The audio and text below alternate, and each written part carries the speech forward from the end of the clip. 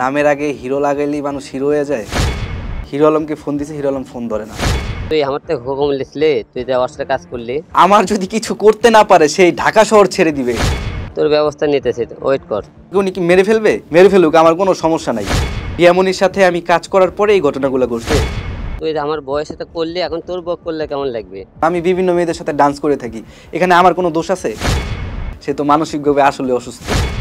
যাতে মাতাল তালে ঠিক, সে হচ্ছে হিরো আলম।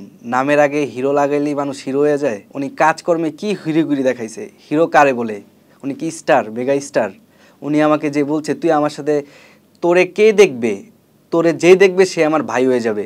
উনি এইটাও বলছে কোনো নিউজ পেপার তোরে নিয়ে কখনো নিউজ করবে না, ঠিক আছে? আর আমার সাথে যে লাগবে এমনও বুকের পাঠা কারো হয় নাই। টানা সপ্তমবারের মতো বেস্ট টিস্যু পেপার ব্র্যান্ড হিসেবে স্বীকৃতি পেয়েছে বসুন্ধরা টিস্যু। না, ভয় কেন পাবো?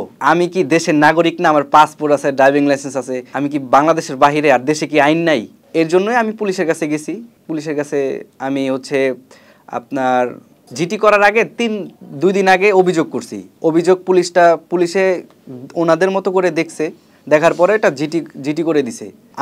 আমাকে যে ভয়েস দিছে, মেসেজে কনভারশনগুলো আছে, সেগুলো হচ্ছে আমি পুলিশকে দেখাইছি। হিরো আলমকে ফোন দিছে, হিরো আলম ফোন ধরে না, ঠিক আছে? হিরো আলমকে অনেকবার পুলিশে ফোন দিছে। এখন ট্রু কলার একটা অ্যাপ আছে, যে অ্যাপের মাধ্যমে হিরো আলম বুঝতে পারে যে ডিএমপি কে, ওসি কে, এগুলো লেখা উঠে। এর জন্য উনি ফোন ধরে নাই। উনি ভাবছে এটা স্বাভাবিক ব্যাপার, ওনার নামে কেউ কোনো কিছু করবে না। এখন সে আমার 13 বছরের পেজটা আমার গায়েব করে ফেলছে। এখানে তো আর আমি বসে থাকতে পারি না।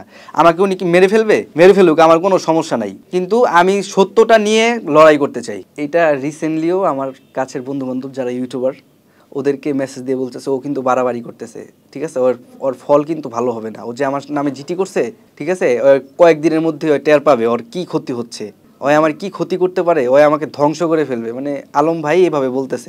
হ্যাঁ, রিয়ামনির সাথে আমি কাজ করার পরে এই ঘটনাগুলো ঘটছে। এখন এই জায়গায় আমার দোষ কোথায় আপনি বলেন? ইফ ইউ ডোন্ট মাইন্ড, আপনার ওয়াইফ, সে যদি একজন আর্টিস্ট হয়ে থাকে, সে যদি আমার সাথে ডান্স করতে চায়, আমি নিজেও একজন ডান্স কন্টেন্ট ক্রিয়েটর, আমি বিভিন্ন মেয়েদের সাথে ডান্স করে থাকি, এখানে আমার কোনো দোষ আছে? আমি তো করতেই পারি। আর তাছাড়া সেখানে সে নিজেই বলছে যে তাকে নিয়ে আমি কাজ করতে। 10 এপ্রিল হচ্ছে আমরা শ্যুট করি।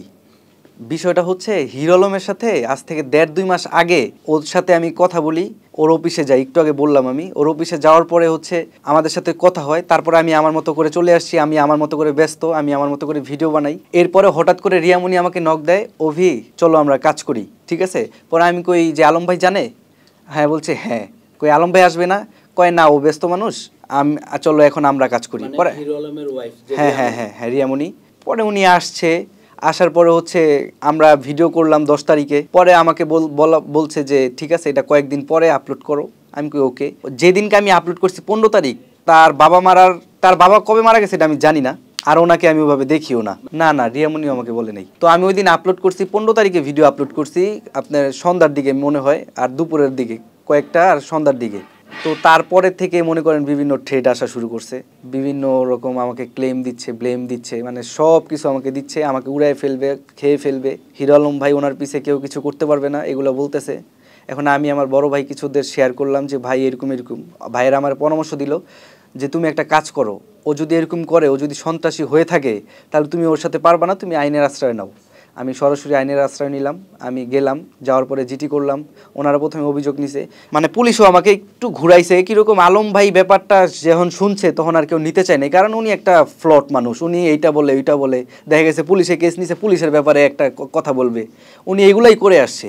মানসিকভাবে তো আমার তো মনে হয় তাই তো, সে তো হসপিটালে থাকা দরকার তার।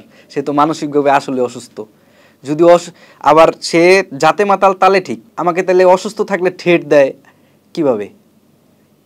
আমার পেজ উড়াই দিবে সে। একটা অসুস্থ মানুষ এগুলো বলতে পারে? অবশ্যই তার লিঙ্ক আপ আছে, তার বিশাল লিঙ্ক আপ আছে। সে আমাকে বলছে যে আমার যদি কিছু করতে না পারে সেই ঢাকা শহর ছেড়ে দিবে। ভাই রে ভাই, আপনি তাহলে বুঝেন সে তো মানে কত বড় মাপের একজন সন্ত্রাস।